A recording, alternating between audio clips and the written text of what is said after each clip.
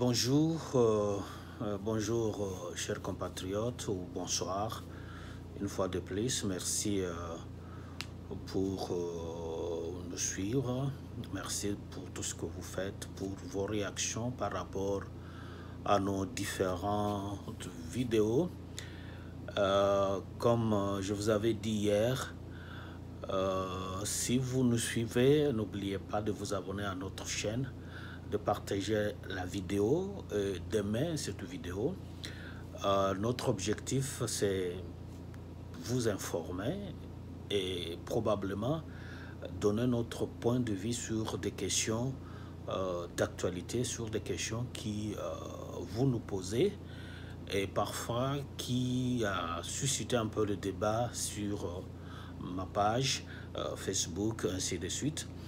Merci déjà aux amis qui nous encouragent, qui appellent, qui envoient des messages par rapport à ça. Nous avons pris cette résolution, comme je vous l'ai toujours dit, pour répondre à une nécessité d'information, une nécessité de formation.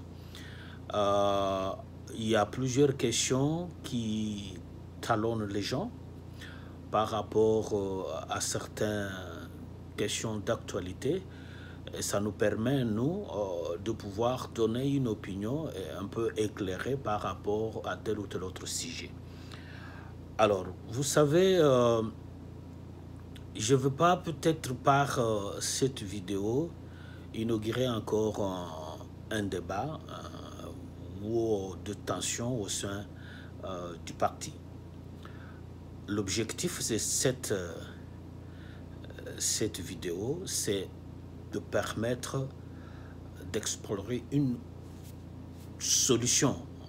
Nous l'avons déjà dans les débats que nous avons eu avec certains amis, il y a déjà quelques semaines, depuis que cette histoire a commencé, nous avions mis sur la table une solution qui semble être une solution permettant de sortir de la crise, permettant de moderniser davantage le fonctionnement de notre parti. Vous devez savoir que l'IDPS, c'est un grand parti politique qui a une histoire et les statuts qui ont été rédigés traduisaient en quelque sorte la réalité politique en 1982 et par la suite on recherchait à adapter le statut par rapport aux réalités qui se présentaient.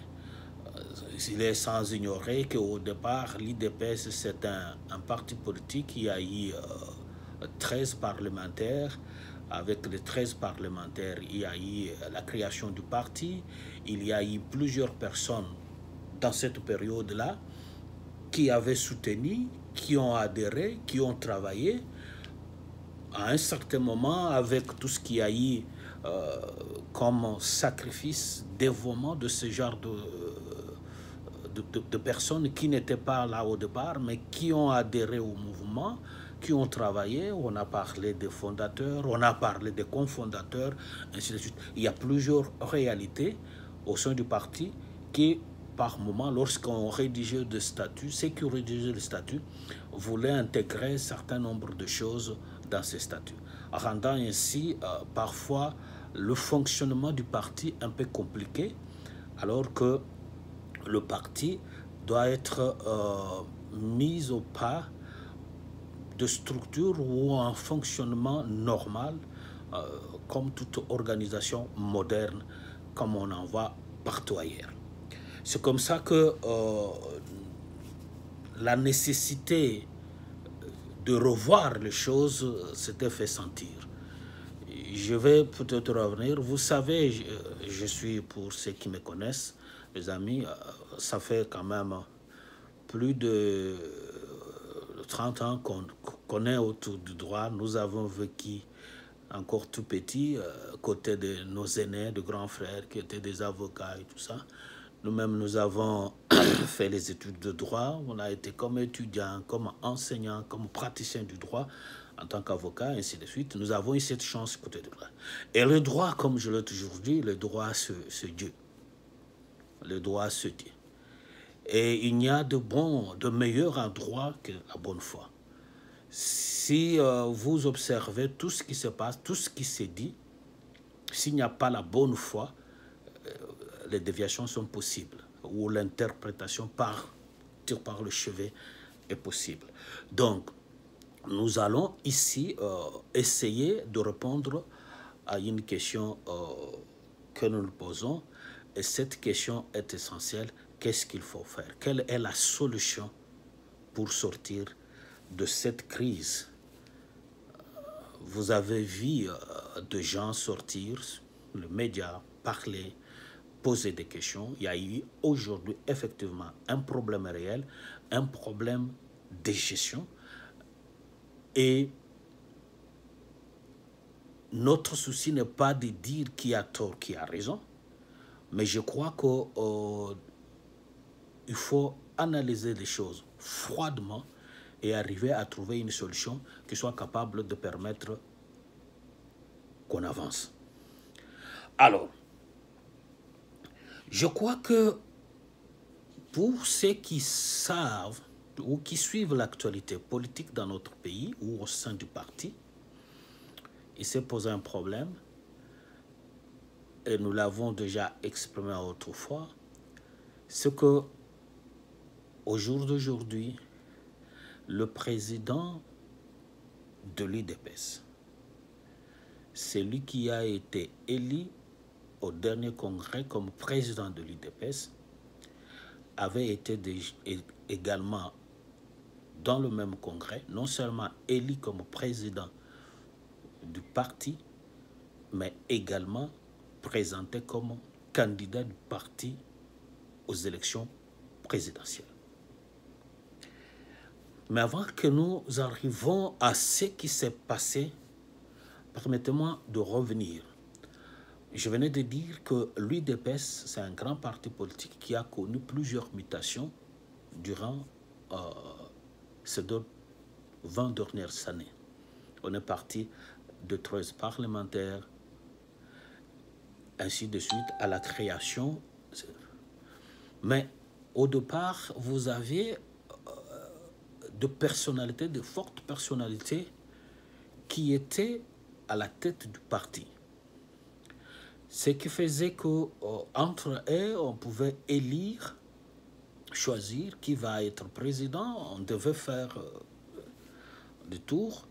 Je ne veux pas rentrer dans cette période qui a connu plusieurs bouleversements, de sorte que lorsque le dernier qui a été élu par les compères, c'était le président Kibasa Maliba, ainsi de suite.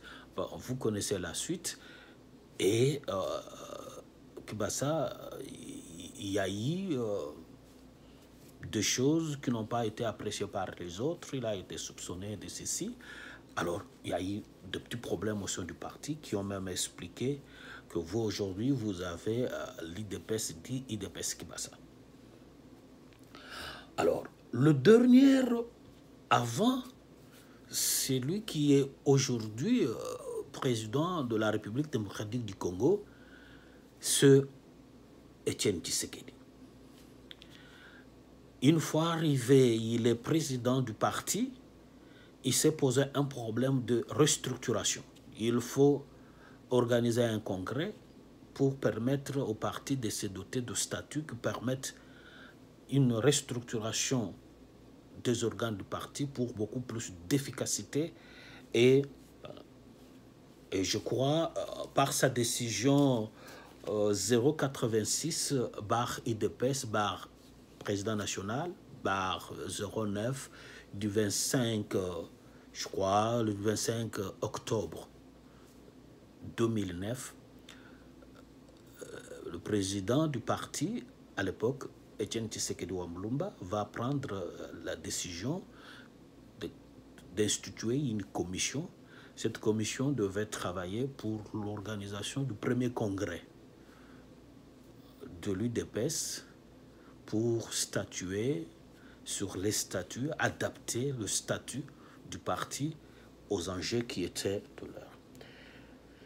J'ai ici avec moi ce travail qui a été fait. Je me fais peut-être le plaisir de lire un certain nombre de choses.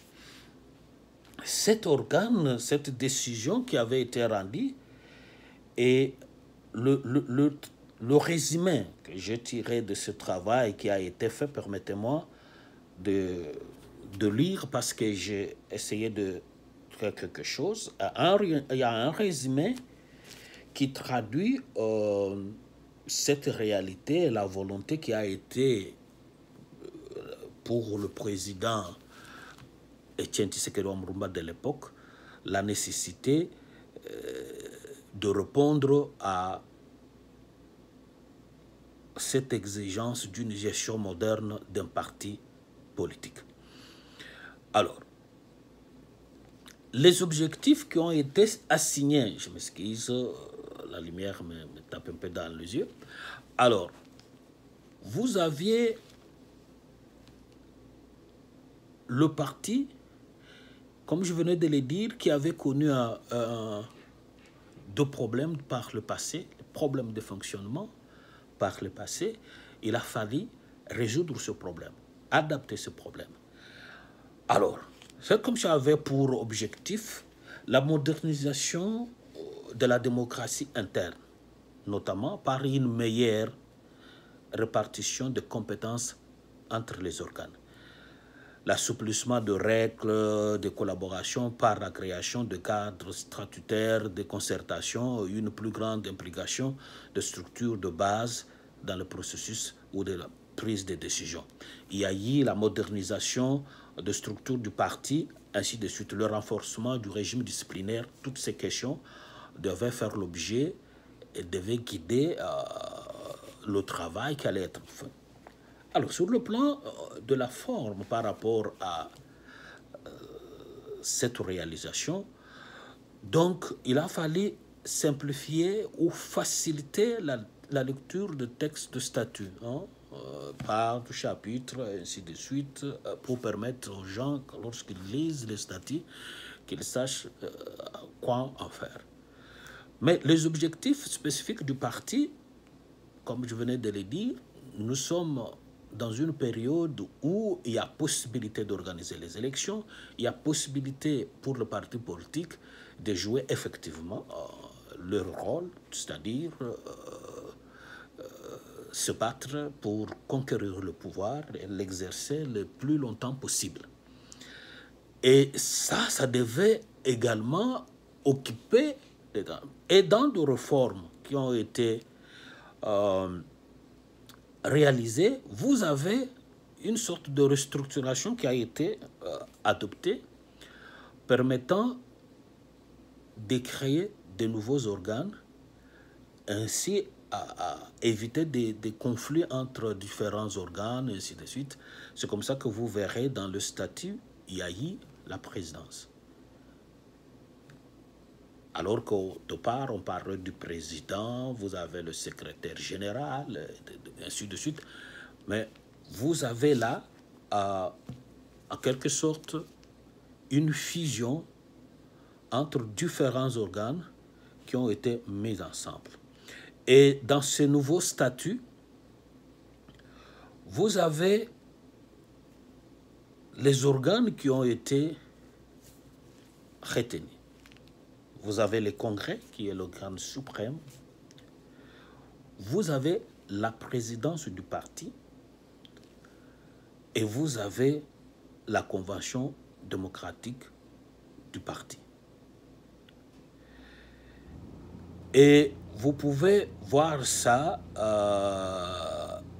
dans le statut que je vais lire. Permettez-moi de lire pour vous permettre de comprendre qu'est-ce qui se passe réellement.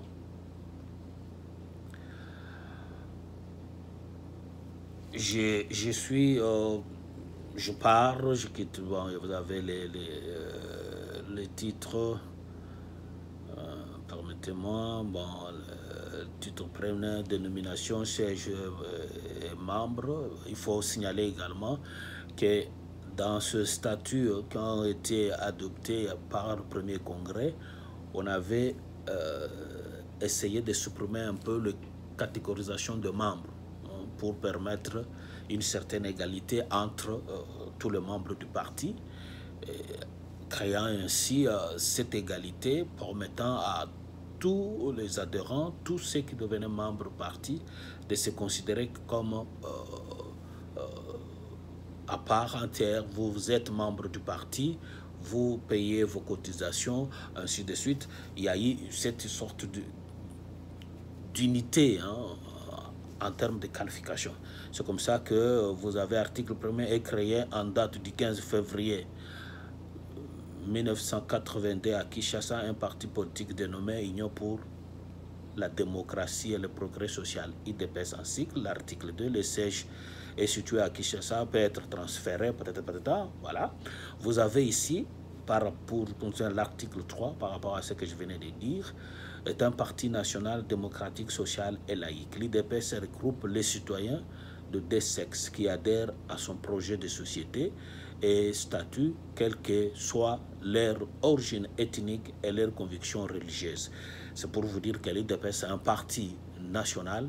À l'IDPS, il n'y a pas que, parce qu'il y en a qui propagent des trucs sur les réseaux sociaux qui font faire croire aux gens que l'IDPS, ce serait le parti des Kassaïens. Non, l'IDPS, au sein de l'IDPS, vous avez tout le monde et vous avez des membres qui viennent de partout. Alors, l'adhésion à l'IDPS est libre. On devient membre de l'IDPS par affiliation individuelle à la cellule ou à la section. Donc, tout citoyen congolais âgé d'au moins 18 ans peut devenir membre du parti. Donc, comme je viens de le dire, généralement, vous avez dans un parti politique, on vous dit, vous êtes membre, vous êtes ceci, et on classifie membre de ceci, membre fondateur, membre d'honneur, membre ceci, cela. Alors, ces statuts qui ont été adoptés par le premier congrès suppriment cette classification et retiennent seulement que toute personne peut devenir membre de l'IDPS. Et quand vous êtes au sein de l'IDPS, vous êtes membre de l'IDPS et vous avez tous les droits reconnus à tout un chacun. Il n'y a pas ceux qui ont plus de droits et ceux qui n'en ont pas. Donc, je peux passer par rapport à ça, voilà. L'article 7, seuls les membres en règle de cotisation prennent part au vote et peuvent postuler de mandats représentatifs du parti. Tout vote concerne une ou plusieurs personnes et est organisé au scrutin secret. La qualité de membre se perd par démission, volontaire, adhésion à un autre parti politique ou exclusion. Et là, vous allez comprendre lorsque nous allons aborder la question dans cette émission par rapport à l'article 26 que nous allons lire tout à l'heure. Alors,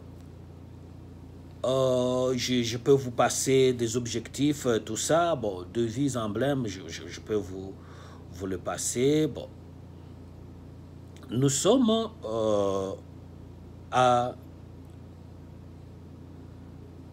cette réforme importante qui a été réalisée. J'ai dit qu'au départ, il y avait un problème de fonctionnement, il y avait un chevauchement de compétences, il y avait tel problème. C'est comme ça que ces statuts vont essayer de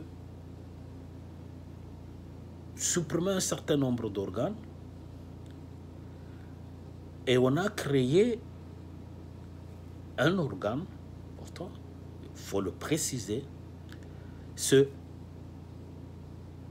après les congrès, qui est l'organe suprême, tous les membres de l'IDPS, tous les adhérents de l'IDPS peuvent se retrouver en congrès pour discuter, décider des décisions, de l'orientation. L'organe suprême du parti étant le congrès. Juste après le congrès vient la présidence. Il faut que cela soit bien retenu. Vous avez la présidence du parti. Voilà. La présidence du parti. Vous avez les congrès, comme j'ai dit, les congrès s'est réunis à Kinshasa, force. Le congrès s'est réuni à Kinshasa ou en cas de force majeure, en tout autre lieu, sur décision de la présidence du parti. Le congrès est convoqué en session extraordinaire sur un ordre du jour précis, à l'initiative de la présidence du parti, de la convention démocratique du parti ou à la demande d'au moins d'un tiers de fédération après consultation de la présidence du parti. La convention démocratique du parti fixe l'ordre du jour du congrès et le communique aux participants au moins 2 mois avant la date de l'ouverture de la dite session. Présidence du parti. Je vais parler ici parce que c'est ici où nous devons intervenir et nous devons y trouver des solutions. C'est l'article 19. La présidence du parti, l'exécutif national du parti, est l'organe de représentation des décisions d'orientation de l'action du parti, de supervision et de coordination générale de toutes les activités du parti. Donc, vous avez là une nouveauté, un organe. Cet organe appelé présidence du parti, c'est, comme on dit, la tête de fonctionnement, d'impulsion, de gestion du parti. Et la présidence est composée, c'est toujours l'article 19, la présidence est composée d'un président du parti, des secrétaires du parti, chef de mission, le secrétaire général du parti, des secrétaires du parti, chef de département, et un trésorier. Donc, les secrétaires du parti, chefs de mission, sont chargés des missions spécifiques déterminées par un acte du président du parti. Leur nombre est fixé par le président du parti et assure la représentativité nationale en fonction de la subdivision administrative du pays en province. Le secrétaire général du parti, suivez-moi très bien, le secrétaire général du parti. Le secrétaire général du parti coordonne toutes les activités de gestion courante du parti et organise les services administratifs et techniques du parti. Donc, vous avez au sein de cet organe appelé présidence du parti, vous avez le président du parti. Toujours l'article 19 précise ses attributions, c'est lui le chef du parti. Vous avez le secrétaire général qui est considéré comme l'autorité administrative du parti. C'est lui qui gère le parti au quotidien. Vous avez le secrétaire au pluriel du parti, chef de département, sont respectivement chargés des domaines ci-après. Vous avez l'organisation, relations extérieures et partis amis, relations avec les forces politiques et sociales. Le président du parti détermine dans les actes de nomination la nature, l'étendue et les conditions de l'exercice des attributions de fonctions dévolues à chacun des secrétaires du parti. Donc, vous avez ici les objectifs, les fonctions, les attributions du président du parti. du secrétaire général et des secrétaires généraux, donc le secrétaire du parti, qui sont désignés en fonction du département. Et ça, c'est le président du parti qui décide, qui peut nommer et qui peut créer autant de départements au sein du parti. Les attributions de la présidence du parti, l'article 20. Les attributions du président du parti sont appliquer les décisions, les recommandations et les résolutions du Congrès, examiner les avis et les propositions de la Convention démocratique du parti et, les cas échéants, assurer leur mise en œuvre, organiser l'administration générale du parti, assurer la gestion du fichier de ressources humaines du parti, délibérer et statuer sur toutes les questions de gestion courante du parti ainsi conformément aux dispositions statutaires et réglementaires et aux décisions et résolutions du Congrès. Transmettre à chaque organe exécutif de base, tant à l'intérieur qu'à l'extérieur, les décisions, les directives et instructions de la présidence du parti. Déposer au bureau de la Convention démocratique du parti au plus tard le 1er octobre de chaque année les rapports d'activité et le projet de budget du parti pour l'exercice prochain. Les réunions de la présidence du parti, article 21, le président du parti s'est réuni, la présidence du parti s'est réunie en une réunion mensuelle présidée par le président du parti en tant que superviseur des activités du parti en cas d'empêchement ou en absence par le secrétaire général du parti. Les réunions, vous avez les attributions du président du parti, article 22. Le président du parti est le symbole de l'unité du parti. Il représente et engage le parti conformément aux dispositions statutaires et réglementaires. Il supervise et coordonne le fonctionnement des activités du parti. À ce titre, il est tenu pleinement et régulièrement informé sur les activités de chaque organe et structure du parti.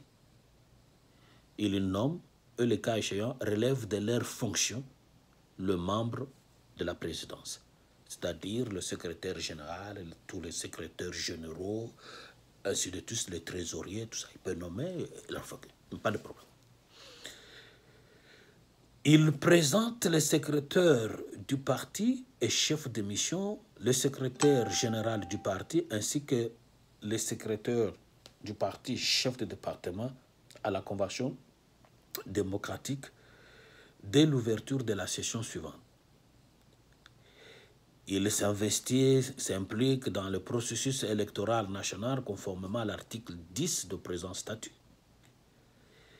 Il nomme le délégué du parti à la structure électorale nationale. Il transmet la liste des candidatures investies par le Congrès ou la Convention démocratique du parti.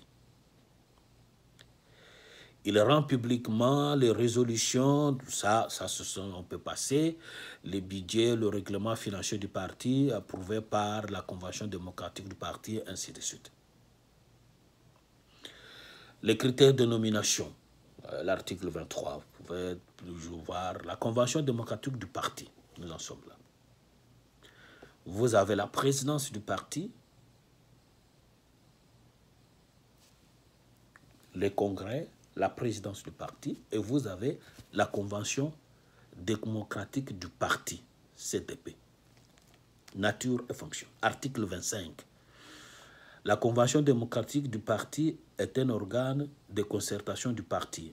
Elle est composée de députés nationaux, sénateurs élus sur la liste du parti, des ministres et mandataires du parti, le président du parti, président des comités fédéraux, président des conventions démocratiques fédérales. Attributions. Article. Les attributions de la Convention démocratique du parti sont examinées, le rapport de la situation générale du parti et de son fonctionnement, présenté par le président du parti. Veiller à l'application des résolutions du Congrès, veiller au bon fonctionnement des organes du parti, s'est prononcé sur les matières non réglementées par le statut, élaborer son règlement intérieur, élaborer son budget, élire, et le cas échéant, de mettre les membres de son bureau composé d'un président, un vice-président, un secrétaire à rapporteur, un secrétaire à rapporteur adjoint, le bureau, ainsi de suite. Donc, vous comprenez que ici, vous avez ces statuts du premier congrès initié par Etienne Tshisekedi Wamulumba. Nous allons vers, il y a eu des modifications qui ont intervenu plus tard. Et c'était sous la direction Bruno Tshibala Nzenze et les autres qui ont dû travailler également pour apporter certaines modifications. Vous verrez que dans ces statuts adoptés par le premier congrès, l'article 26 parle de la Convention démocratique.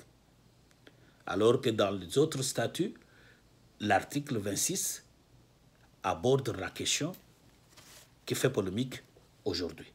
Et ici, dans ce statut du premier congrès, initié par Etienne Tshisekedi, vous avez cet article 25 qui parle de la Convention démocratique du parti, et l'article 26 parle des attributions du parti. Et vous pouvez lire pour ceux qui peuvent accéder à ces documents importants de l'époque, parce que c'est le soubassement de statut que vous avez aujourd'hui. Et l'article 27, donc, vous pouvez voir, permettez-moi de revenir en arrière pour lire les attributions de la Convention démocratique, qui est un organe important dans la philosophie de ces statuts. La Convention démocratique permettait l'accès à tous les organes, parce que vous avez cet organe est dupliqué à tous les niveaux, même au niveau de fédération. Vous avez des conventions démocratiques qui avaient pour objectif de faire participer à la vie de la société tous les organes essentiels du parti. Donc, c'est comme ça que vous avez la Convention démocratique du parti. Ses attributions étaient examiner le rapport de la situation générale du parti et de son fonctionnement. N'oubliez pas la composition, vous avez les députés, les mandateurs, vous avez tout ce qui avait de mandat électif, aussi bien au niveau national qu'au niveau provincial, tout ça, participer, sont membres et devaient participer aux activités de la Convention démocratique du parti. Veiller à l'application de résolutions du Congrès, veiller au bon fonctionnement des organes du parti et se prononcer sur les matières non réglementées par le statut, élaborer son règlement intérieur, élaborer son budget, élire, et les cas échéants, de mettre les membres de son bureau composé d'un président, d'un vice-président, d'un secrétaire rapporteur adjoint. Le bureau de la Convention démocratique du parti est élu et se renouvelle à chaque session de la Convention.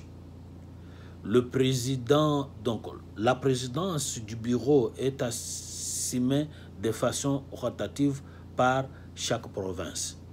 Le règlement intérieur de la Convention démocratique du parti détermine les modalités de l'application de la présente disposition. Organise à son sein des commissions, notamment la Commission nationale des disciplines, la Commission de médiation, l'arbitrage des conflits dont elle fixe la composition et le fonctionnement.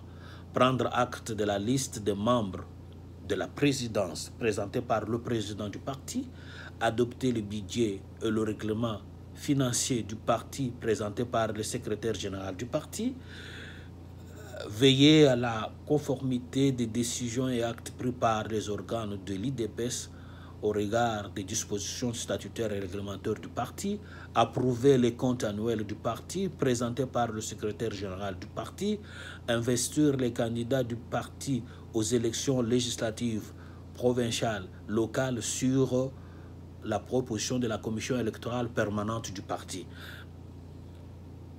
On va, ces statuts.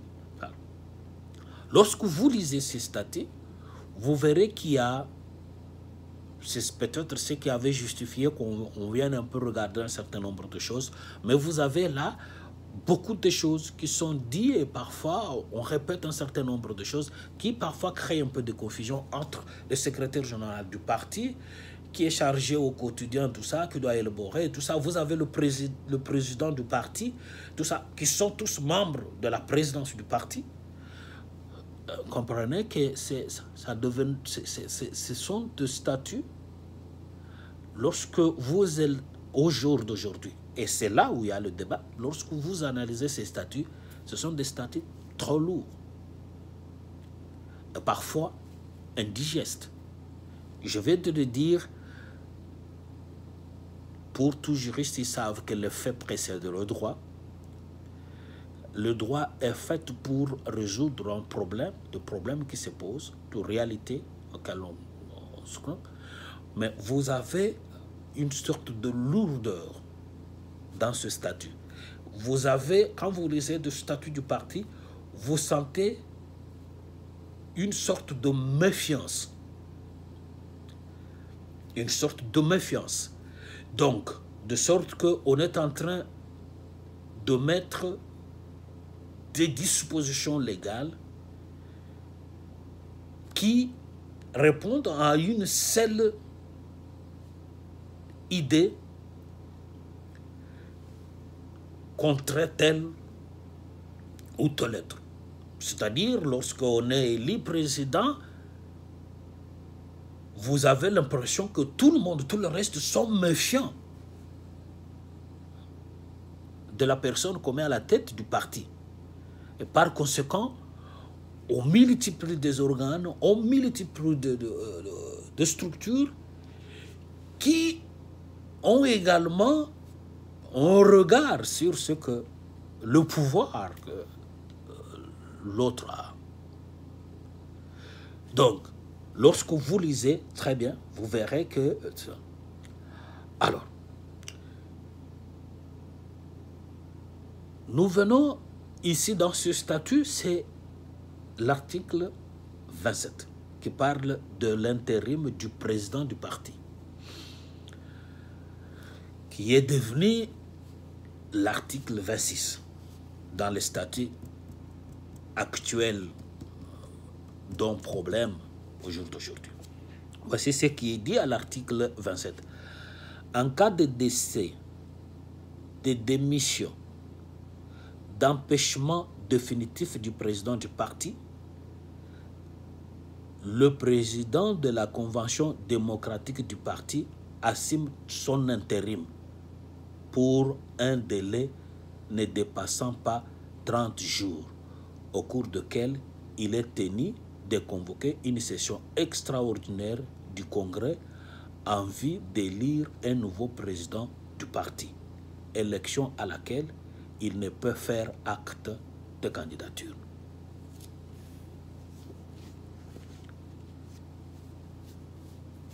J'ai rappelé ces statuts issus du premier congrès tenu le 25 octobre 2010. Ce statut tranchait la question de l'intérim du président.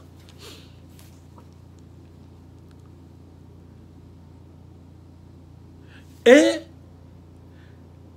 ceux qui vont travailler sur ce statut, parce que c'est là où je vais en venir.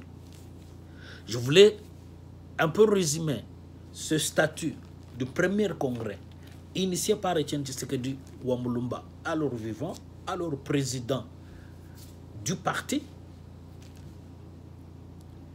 Et ce qui est arrivé, il est encore là, les modifications qui ont eu. Déjà, lorsque vous lisez ce statut, vous verrez la philosophie qui se dégage, cette philosophie que je viens de dire. Vous avez deux statuts où on soupçonne déjà des individus. Bon, les gens vont dire non, bon, on a voulu faire des trucs pour que, bien sûr, peut-être c'est dit à tout ce que l'UDPS a connu comme vague de départ, comme de problèmes de confiance entre les dirigeants, entre ceux qui avaient la charge de gérer le parti. Mais lorsqu'on fait une loi, la loi reste impersonnelle. La loi, le statut, quand on le fait, c'est pour permettre une certaine viabilité. En partie, c'est comme une entreprise, c'est comme une personne. Vous ne devez pas l'étouffer. Il faut, on crée des dispositions qui permettent le parti à fonctionner. Et les garde-fous, on le met pour mettre les gens devant leurs responsabilités, pour leur permettre d'assumer leurs charges sans que cela ne soit un problème non seulement de l'individu ou d'humeur ou d'approche, non. Vous venez là, vous trouvez des statuts, les statuts vous disent ce que vous devez faire, et lorsque on vous dit ce que vous devez faire, ce que vous ne devez pas faire, et si vous faites quelque chose en dehors de ce qui est prévu, vous avez des sanctions qui sont prévues, ainsi de suite. Mais on laisse la personne respirer parce qu'on lui fait confiance, on lui a confié la gestion du parti, on lui donne le pouvoir d'agir, le pouvoir de diriger, le pouvoir de conduire le parti. Mais déjà, lorsque vous lisez ce statut, vous sentez déjà toute cette confusion-là, toute cette charge-là, tout ce passé au sein du parti est traduit dans le statut, ce qui rend un statut très lourd, indigeste, ainsi de suite. Et ici, ce que je viens de dire, c'est pour rappeler un peu l'histoire. Vous avez ces statuts du premier congrès. Ce statut ne pose pas problème par rapport à l'intérim du président. C'est le président de la Convention démocratique qui était, en fonction du moment où le président démissionne ou tout ça, qui assiste directement l'intérim. Mais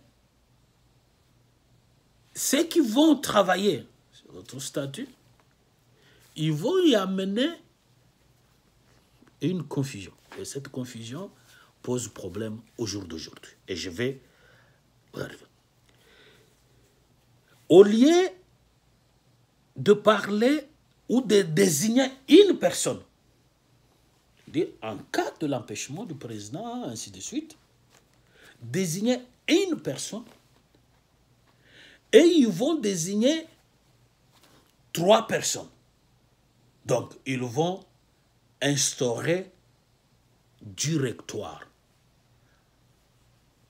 On revient un peu à ce que l'UDPS avait connu avant, le problème de directoire, qui était constitué de 13 parlementaires, et ainsi de suite, de cadres à cette époque-là. On insère la notion de triumvirat à un directoire composé du secrétaire général du parti, du président de la Convention démocratique et du président des conventions électorales permanentes du parti, CEP. Triumvirat. Mais lorsque vous prenez les dispositions qui parlent de la Convention démocratique, ces dispositions retiennent presque tout ce qui a été dit dans ces statuts ici. La Convention démocratique du parti s'est réunie en session extraordinaire 2 fois l'an sur convocation de son président pour une durée ne dépassant pas chacune 15 jours. Les membres de la Convention démocratique du parti y siègent en considération de leur qualité. Et là-bas, vous avez des députés, des sénateurs, députés nationaux, sénateurs, députés provinciaux. Vous avez des élus au niveau de communes et tout ça. Les mandataires des entreprises publiques. Vous avez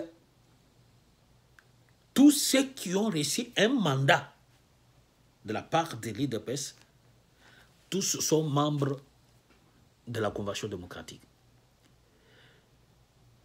Et une fois qu'ils se réunissent, c'est parmi eux qui vont choisir le président de la Convention démocratique et les personnes, les animateurs de cette convention. C'est pas, parce que j'entends toujours la confusion, ce n'est pas la Convention démocratique, c'est le président de la Convention démocratique, élu par cette Convention démocratique, qui va devoir siéger avec le secrétaire général et le président de la commission électorale permanente pour constituer le triumvirat. Mais le président de la convention, la commission électorale permanente, lui est nommé par le président du parti. Donc, vous avez là un problème. Vous avez là un problème. Donc, j'ai fait le débat avec des gens sur cette question. Lorsque Tshisekedi est élu président du parti et candidat, lorsque vous lisez ce statut du premier congrès et les modifications qui ont eu plus tard, qui ont donné le statut en vigueur au jour d'aujourd'hui, on n'a pas spécifiquement parlé de la question de l'élection du président de parti en tant que président de la République. Quelle est la situation si le président du parti est élu président de la République?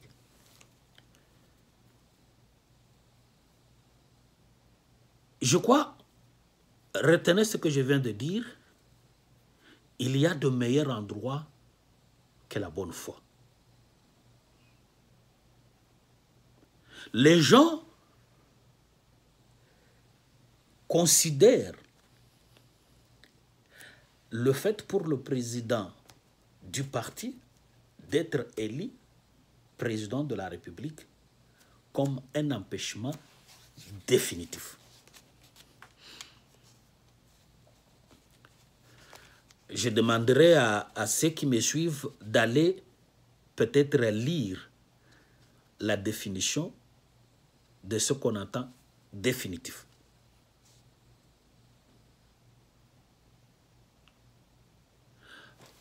Lorsque vous lisez ces statuts, vous pouvez le retrouver sur les réseaux sociaux ou sur Internet. Je parle de ce travail, parce que c'est sur base de ce travail qu'il y a eu des modifications pour avoir les statuts que nous avons aujourd'hui.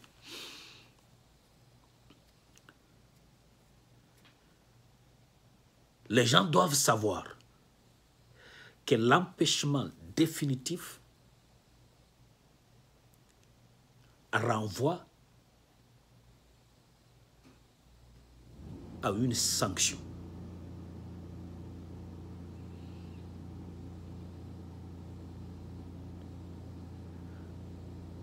Et ici, c'est une sanction négative. Parce que c'est lui qui se trouve dans cette position veut dire c'est fini. Il ne peut plus revenir comme président. Parce que vous ne pouvez pas considérer que l'élection du président du parti constitue un empêchement définitif. Et imaginez qu'à un moment, il peut venir encore, revenir comme président. Non. Quand il y a déjà un empêchement définitif, c'est une sanction, c'est fini, cette personne ne peut plus revenir. Il faut que les choses soient claires. Vous ne pouvez pas analyser l'empêchement définitif comme une parenthèse.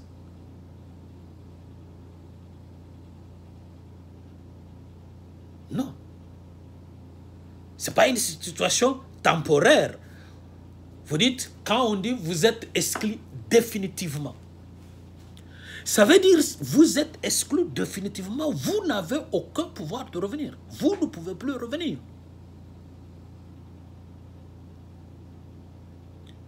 Pour que les gens comprennent, lorsque, pour ceux qui, comme moi, ont fait passer par l'université et tout ça, un étudiant qui est exclu définitivement ne revient pas. C'est-à-dire vous ne reviendrez pas.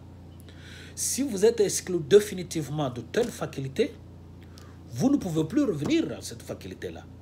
Tout ce qui vous reste, c'est peut-être changer de faculté, aller dans une autre faculté pour aller étudier. Parce qu'ici, vous êtes définitivement exclu. Si vous êtes exclu définitivement de l'université, ça veut dire que vous ne pouvez plus revenir dans cette université-là et étudier. Vous avez le choix d'aller chercher d'autres universités. Parce que l'université vous a exclu définitivement. Donc, j'entends les gens dire non, le président est empêché, parfois il faut analyser ça. Non. L'empêchement définitif, le fait pour le président du parti d'être élu président de la République ne peut pas s'analyser comme un empêchement définitif. On peut ne fût-ce qu'aller chercher à lire. Prenez le dictionnaire, parce que parfois, les gens font du débat, tout ça, je crois qu'il y a la mauvaise foi là-dedans. Il faut prendre, lire ne fût-ce que le dictionnaire pour savoir qu'est-ce que ça veut dire définitif. Donc, on a créé une confusion. C'est une erreur de rédaction. On n'a pas intégré cet aspect des choses en se disant, ok, mais nous avons notre président, la démission, nous parlons de la démission, nous parlons de l'exclusion, de ceci, cela, le décès, tout ça, empêchement définitif, qui, et je suis sûr que ceux qui ont rédigé ce statut, lorsqu'ils ont parlé de l'empêchement définitif, ça renvoie à une sanction. Peut être naturel, c'est-à-dire quelqu'un se retrouve dans une position où il devient peut-être un fou. Une maladie chronique, grave. Cette maladie est incurable. La seule solution qui reste à cette personne-là, c'est peut-être la mort. Mais il n'est pas encore mort. Mais il ne peut pas exercer. On sait que c'est fini, il ne peut plus travailler. Quelqu'un devient fou. Il pète les plombs, il commence à ramasser des histoires dans la rue, tout ça. c'est fini. Cette personne-là ne peut plus revenir. Ainsi de suite. Mais est-ce que l'élection peut s'analyser comme telle? J'ai entendu quelqu'un dire non, bon, écoutez, on a parlé également de mise à... Non. Mise en disponibilité, tout ça, non, ça n'a rien à voir. Il faut, les textes de loi doivent être rédigés dans des termes clairs, lisibles, aérés. Vous devez savoir qu'en droit, juste un virgule, seulement la ponctuation là, un virgule, un point virgule, peut changer tout. Donc, cette réalité, nous revenons à la figure. Félix-Antoine Tshisekedi est élu président de la République.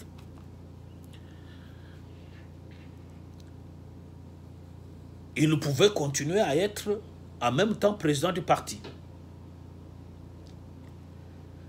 Mais la Constitution veut que quand on est élu président de la République, on devient, je m'excuse, on devient le président de tous les Congolais. Par conséquent, on ne peut pas être un président d'un truc privé. Il faut rappeler à tout le monde que les partis politiques, au sens de notre loi, restent de fait privé. Ça n'a rien à voir avec l'État. Si dans les Zaïre de Mobutu, le MPR était devenu MPR parti d'État, au jour d'aujourd'hui, nous n'avons pas de parti État. Tous les partis politiques, PPRD, l'UDPS, MLC, l'INC, toutes ces histoires-là, ça reste de fait privé.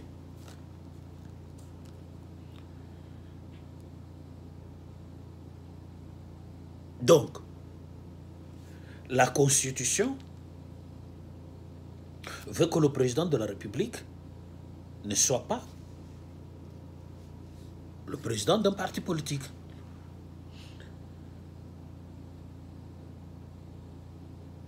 Et là, le chef de l'État, le président du parti qui vient d'être élu président de la République, se trouve dans un état d'incompatibilité. Il ne peut plus exercer les fonctions de chef de l'État et exercer en même temps les fonctions du président du parti. Mais est-ce que cette situation peut s'analyser comme un empêchement définitif? Parce que c'est là que beaucoup ont très de jaser sur ça. Est-ce que ça peut s'analyser comme un empêchement définitif? Non. Parce que le mandat du président de la République a un délai qui est de 5 ans. C'est-à-dire à la disparition des conditions qui ont créé cette incompatibilité, la personne retrouve ses droits. C'est-à-dire Félix-Antoine Tshisekedi Tshilombo, aujourd'hui président de la République, une fois qu'il n'est plus président de la République, il peut revenir. Il recouvre son droit de président du parti, qu'il peut exercer jusqu'à la convocation d'un autre congrès qui choisira de nouveau, soit lui ou quelqu'un d'autre, comme président du parti. Donc, à cause de cette incompatibilité, il ne peut pas continuer à poser des actes en tant que président du parti. Il ne peut pas exercer ses fonctions de président du parti. D'où la nécessité d'organiser l'intérim. Mais malheureusement, ceux qui ont tripoté des choses après ont voulu que si le président n'est pas là, peut-être en évitant que si nous désignons une seule personne, celui-là va confisquer des choses, va faire ceci, cela, il faut. Ce pesanteur de l'histoire du parti, ce pesanteur propre aux Africains, a dicté cette monstruosité. On dit non, l'intérim sera exercé par les 3 personnes. Ces 3 personnes, le secrétaire général du parti, le président de la Convention démocratique, le président, ce sont eux qui vont gérer le parti et dans 30 jours, ils vont organiser les élections. Mais voilà là où il y a un problème. Nous avons dit que la Convention démocratique, il y a plusieurs personnes qui doivent constituer. La question qu'on doit se poser aujourd'hui, est-ce que la Convention démocratique du parti est constituée statutairement? Non. Parce qu'il n'y a pas encore des élections au niveau communal ou des élections locales. Est-ce que doit-on maintenant exclure toute cette partie, ne prendre en considération que les députés qui sont là et les sénateurs, le gouverneur de province, les députés provinciaux,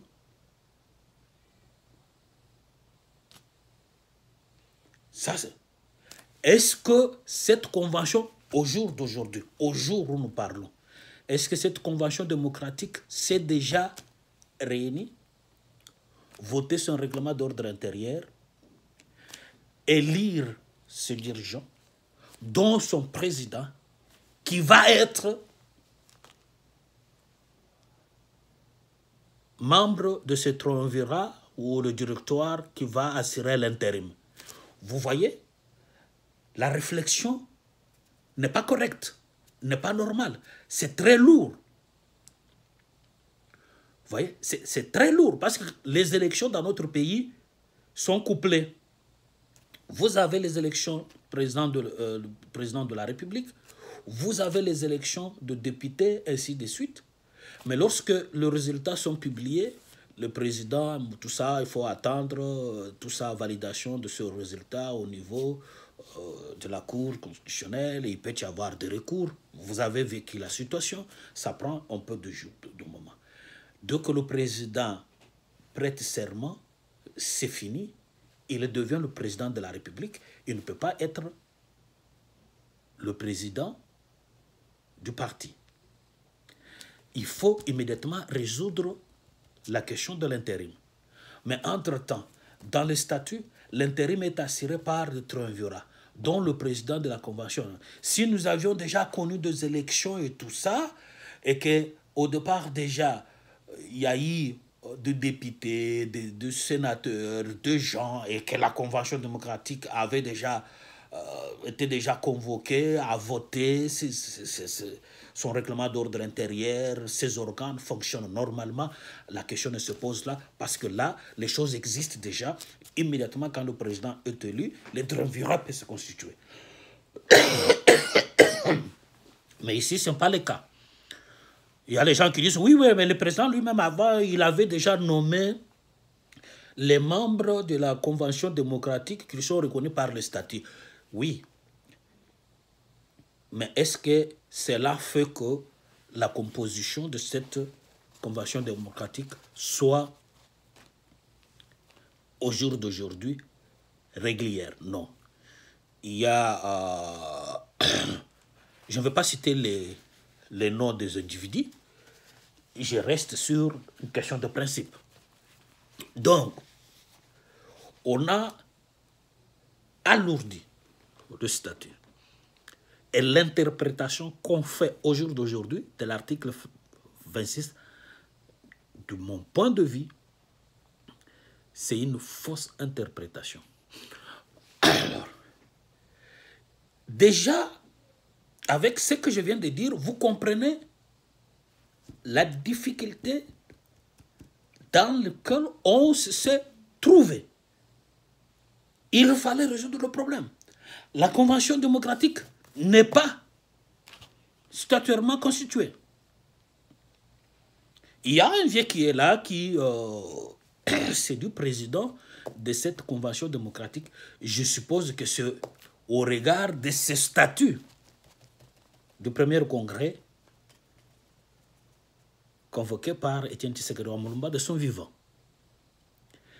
Mais dans ce qui avait été fait, le statut tel qu'ils sont là aujourd'hui, on ne peut pas au jour d'aujourd'hui, personne ne peut nous dire au jour d'aujourd'hui qu'effectivement la Convention démocratique est statutairement constituée, a produit un président qui est légitimement fondé à siéger dans le directoire.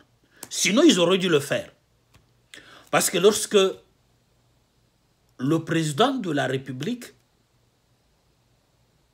est élu, prête serment, il y a un papa qui est là, qui se considère comme président de la Convention démocratique. Il y a mon ami et confrère qui est là, président de la Commission électorale permanente. Vous avez le secrétaire général qui était là, nommé après le congrès qui a élu le président du parti qui est devenu le président de la République. Ces trois personnes étaient là. On pouvait carrément dire, bon, les statuts disent ça, mettons, c'est triumvirat. Pourquoi ça n'a pas été fait? Ça n'a pas été fait parce que la Convention démocratique n'était pas constituée statutairement, légalement, au sens de statut. D'où ce mandat spécial. Est-ce que ce mandat spécial est légal? Je ne veux pas entrer dans le débat que j'ai entendu sur le plan administratif, sur ceci, cela. Non. Nous parlons de statut du parti, nous parlons du fonctionnement du parti. Il y a des intérimaires qui se font conformément au statut. Et l'intérim doit être conforme au statut. C'est, comme je viens de le dire, les partis politiques, ce sont de faits privés. Et les statuts constituent la loi de parti de tous ceux qui, moi et vous, quand vous décidez de devenir membre de l'UDPS, c'est notre loi. Et cette loi, qui sont nos statuts, s'impose à nous. On ne peut pas sortir de ce statut pour aller invoquer. Si les statuts sont contraires aux lois de la République, la Constitution, la sanction, c'est l'annulation de ces statuts. Mais ces statuts ont été acceptés, déposés au ministère des Affaires intérieures. Ils sont la loi de tous ceux qui se réclament de l'UDPS. Les amis qui ont produit le mandat spécial l'ont fait en fonction des difficultés de mettre sur pied ou l'application de cet article 26 de statut au jour d'aujourd'hui.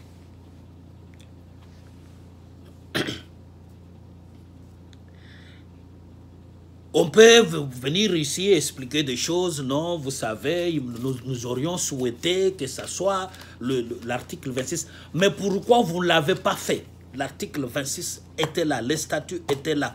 Si vous pensez que ces statuts, à l'élection du président de la République, étaient prêts à être appliqués, cette disposition était prête à être appliquée, vous auriez dû déjà le faire. Pourquoi ça n'a pas été? Parce que c'est une disposition indigeste, une production inutile qui a été mise dans le statut. Par ce qui, dans cette ambiance de méfiance, de refus des autres, je me rappelle qu'il y a eu des gens qui s'étaient réunis à un certain moment pour décider même de chasser le vieux Etienne Tshisekedi du parti. Ils sont réunis, ils ont pris des décisions, ils ont dit, bon, il n'est plus président du parti. C'est dans cette ambiance de méfiance que des individus ont mis des trucs dans des statuts sans se poser des questions si c'est possible d'appliquer une telle disposition. Et nous en sommes là, au jour d'aujourd'hui, même ceux qui font du bruit, ils ne peuvent pas dire que cette disposition de statut peut être au jour d'aujourd'hui appliquée. Sinon, on n'aurait dû pas recourir au mandat spécial. Et même lorsqu'on recourt au mandat spécial, ça ne résout aucun problème parce que ce mandat spécial sort, n'est appuyé sur rien au regard du statut du parti, qui sont la loi du parti, qui s'impose à tous les membres de l'IDPS. Ce mandat spécial constitue en quelque sorte une grosse erreur. On l'a fait parce qu'il fallait le faire. Est-ce que les actes, au jour d'aujourd'hui, que le président, dit haï du parti, pose, est-ce que ces actes peuvent s'imposer aux tiers? Je crois que les juristes peuvent répondre à cette question. Non. Parce que tout de suite, on vous oppose les dispositions de statut. Ceci explique les difficultés que nous avions eues à introduire des recours. Alors, quelle est la solution?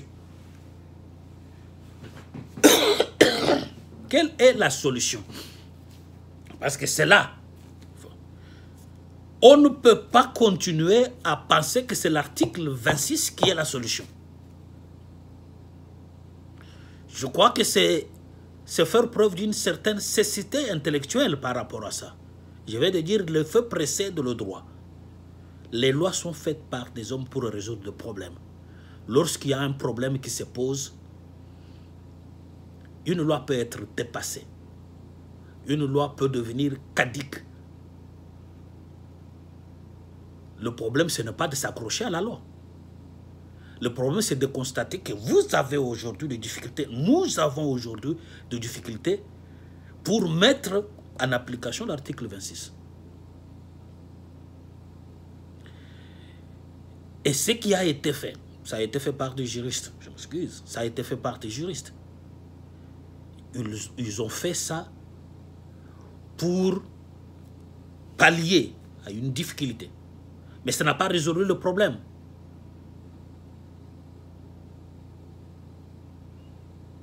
Ça n'a pas résolu le problème. Donc, ceux qui continuent à croire, non, l'article 26, oui, les statuts sont là. Il y a cet article 26 qui est là, mais qui est indigeste. Au jour d'aujourd'hui, c'est difficile. Vous-même, vous êtes d'accord, parce que si cette disposition pouvait être appliquée, vous lui aurez dit l'appliquer. Alors, vous avez une situation de fait. Une situation de fait qui n'est pas statutaire, qui n'est pas légale.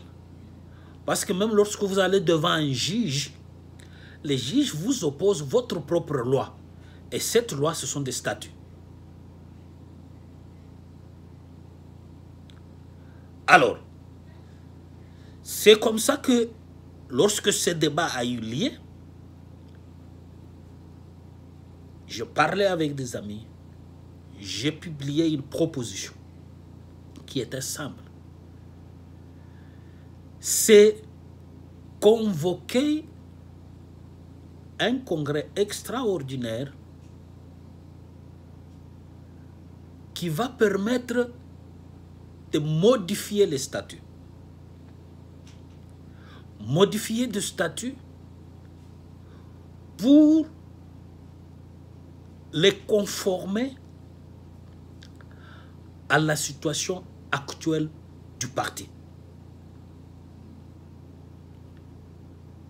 Vous avez au jour d'aujourd'hui un président haï qui tire ce pouvoir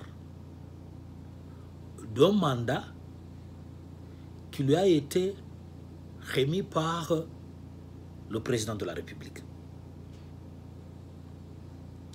et président du parti élu par le Congrès.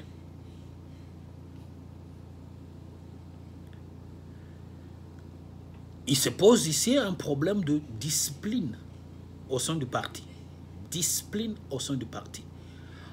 Tous les partis politiques sont soumis à une discipline. Lorsque vous prenez ceux qui vont avoir l'occasion de lire ce travail formidable qui avait été fait à son temps par le premier congrès convoqué par Etienne Tshisekedi Omlumba, vous verrez, tout a été dit.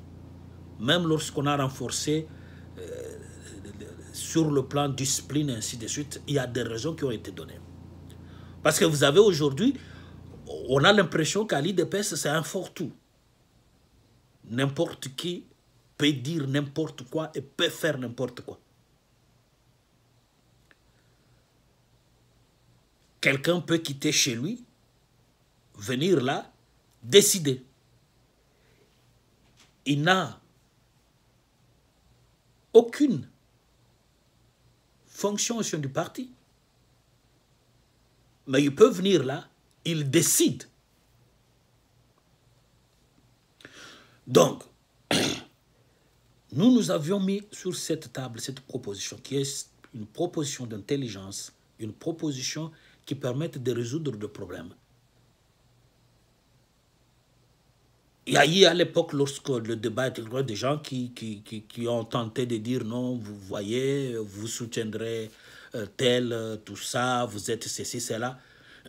C'est de dire, je crois peut-être ceux qui me connaissent, mes amis, ils savent. Vous pouvez même voir aujourd'hui le président du parti, le secrétaire, tout ce monde qui sont là-bas, personne ne me connaît. Je ne suis pas avec eux, ils ne sont pas mes proches, je ne les ai jamais fréquentés.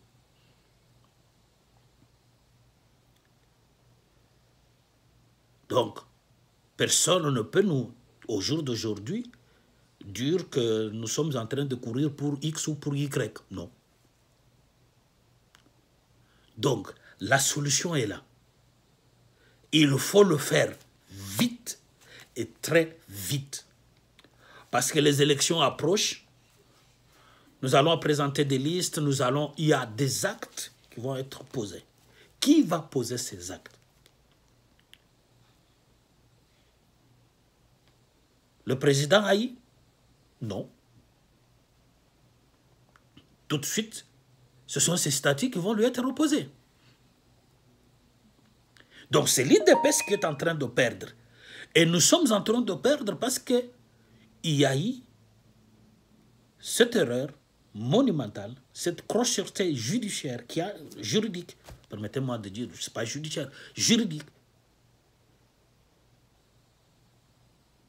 Et il faut avoir le courage de se dire non, nous avons fait une grosse bêtise, une erreur, alors on corrige. Vous ne pouvez pas continuer à dire non, non, non, l'article 26, il faut qu'on applique l'article 26. Non, soyons sérieux, s'il vous plaît. Soyons sérieux. Lorsqu'une loi devient désuétude, on avance. Lorsque vous arrivez dans d'autres pays, ici tout comme je prends la France, vous avez chaque année une production législative incroyable. Les lois sont révisées chaque jour ici. C'est pourquoi? C'est pour améliorer. C'est pour aller de l'avant. Pour résoudre des problèmes qui se posent dans l'applicabilité de cette loi, dans de faits nouveaux qui se présentent, une question a été peut-être résolue, il y a une autre dimension qui s'ajoute, un fait nouveau, qui s'ajoute. On ne dit pas, non, non, non, on continue à appliquer, non. Ça ne va pas s'appliquer parce qu'il y a un problème réel qui se pose. La solution, c'est voter une loi, changer la loi, l'adapter à cette situation nouvelle. C'est pourquoi les juristes sérieux, ils savent que le fait précède le droit. Vous avez des faits qui ne sont pas régis et qu'il faut intégrer. Donc, ceux qui ont conçu ce statut n'ont pas résolu la question de savoir si le président, qui est le président du parti, les choses auraient été différentes. On élit le président du parti. Et on élit le candidat du parti à présenter aux élections.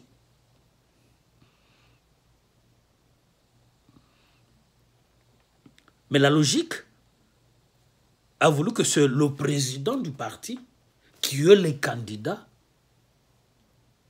du parti aux élections. Et s'il est élu, ne venez pas me dire, soyons sérieux, hein, il faut quand même de la rigueur intellectuelle lorsqu'on fait l'exégèse des textes. Vous ne pouvez pas me dire que l'élection du président de la République constitue un cas d'empêchement définitif. Soyons sérieux. Allez lire votre dictionnaire de français. Donc, il y a ce problème-là. Il faut que de toute urgence, parce que c'est possible de convoquer le congrès, on peut convoquer un congrès extraordinaire le plus rapidement possible, revoir les statuts, les adapter à la situation du parti au jour d'aujourd'hui.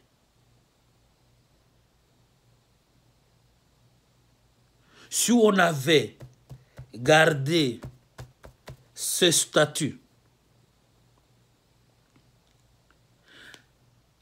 qui parlait de l'intérim en le confiant au président de la Convention démocratique, je crois que nous aurions le même problème aujourd'hui.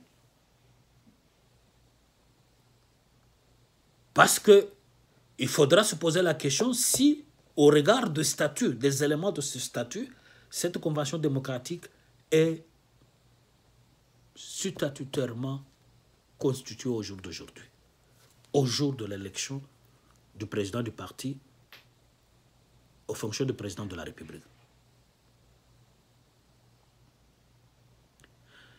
Alors que vous avez le président du parti, c'est lui qui vient, c'est le secrétaire général du parti.